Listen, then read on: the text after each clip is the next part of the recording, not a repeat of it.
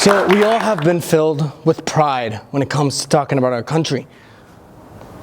Whenever we hear someone else talking about, at least for me, Mexico, I like to jump over to the conversation and say, hey, what can I help? Because I'm from there. I take a special type of pride in Mexico. And we all have. We all feel bad whenever someone's bad-mouthing our country, or even ashamed when some things bad happen to our country and we've done some horrible things. Yes, we all feel a certain amount of national pride due to the fact that we like to feel like we belong to something bigger and something greater. But it's not just a feeling of something, it's not just going to the fact of, I feel like I belong to this. It's more like I own this. I own this country. This country is mine. And the idea of ownership goes beyond nationality, beyond school spirit. So like, we can even see it in literature. When I say see it in literature, it's not like people in books have done it. We take ownership in literature. Well, ownership is something that arises in everyone, actually. And in literature, a good example, at least the one that I've been studying for the last few weeks, has been on Lord of the Rings and Tolkien.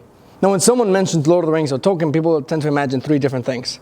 A medievalist, person who sees the Christian overtones of things, and a geek, someone who actually spends their time writing fan fiction and really diving in and playing the next Lord of the Rings game that is set on Middle-earth. Usually, I like to argue that there's a fourth type of person, which is the story person, me. Someone who enjoys the story of Lord of the Rings for the sake of Lord of the Rings.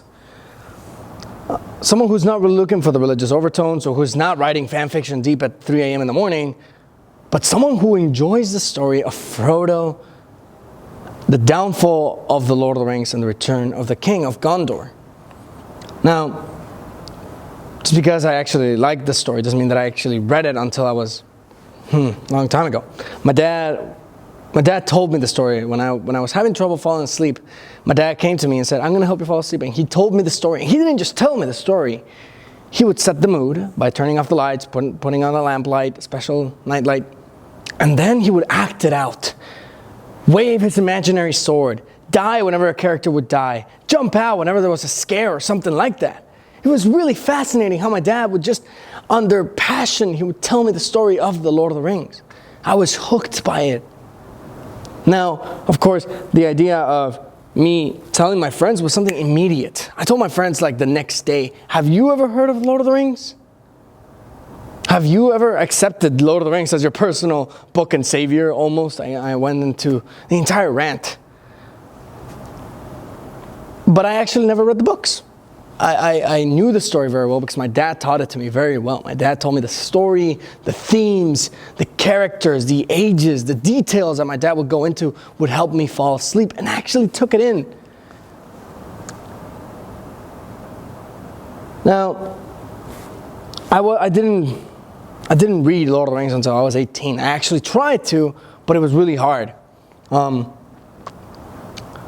I was 18, I lived in London, England, for a year, and I decided to take down this literary master, this literary giant that is Tolkien.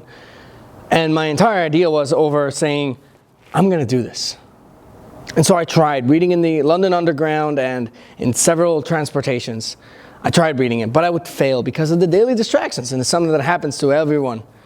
And with someone that's such as rich as Tolkien, it is really hard to dive into it completely. So I decided, you know what, I'm going to set 2 hours on Sunday and 3 hours on Wednesday to actually dive into Lord of the Rings and dive into every sentence that was typed out. Within a span of 3 months, I finished all 3 books.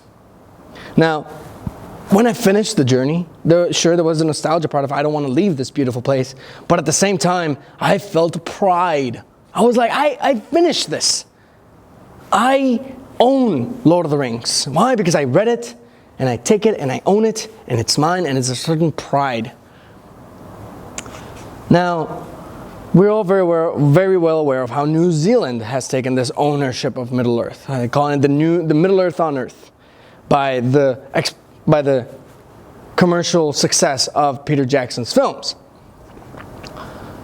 Now, I actually didn't know this until I started researching this project, but I found a small town in Birmingham in England that has something called the Tolkien Trail, which is Tolkien grew up in Birmingham.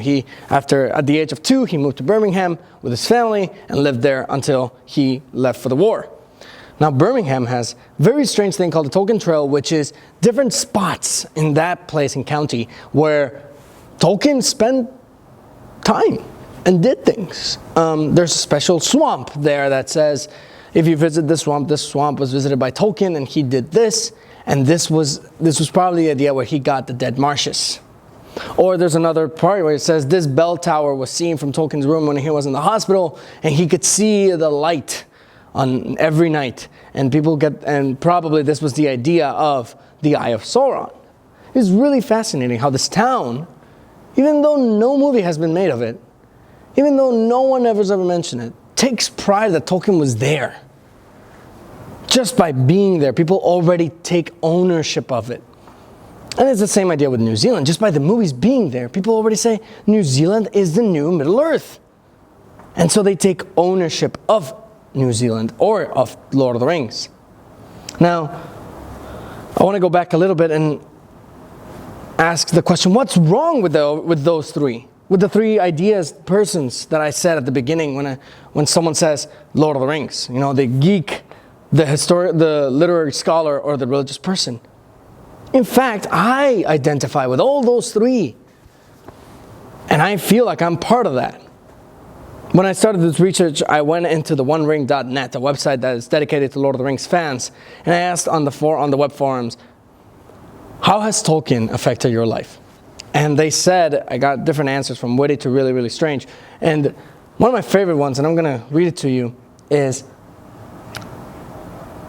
I was able to find my faith, and I was able to understand the idea of hope. As I was reading response after response, I started seeing this pride of Tolkien. Even though they had been affected by it, it was a beautiful thing to see how people were saying, this is mine, my own, in a way, my precious. With this kind of pride, we as Tolkien fans, we as literature readers, must take pride in what we read and take a certain ownership of the words we've mastered. Indeed, one must be able to say at the end of reading a book, I own this, and now I have something to show for it. Thank you very much. And that's the end.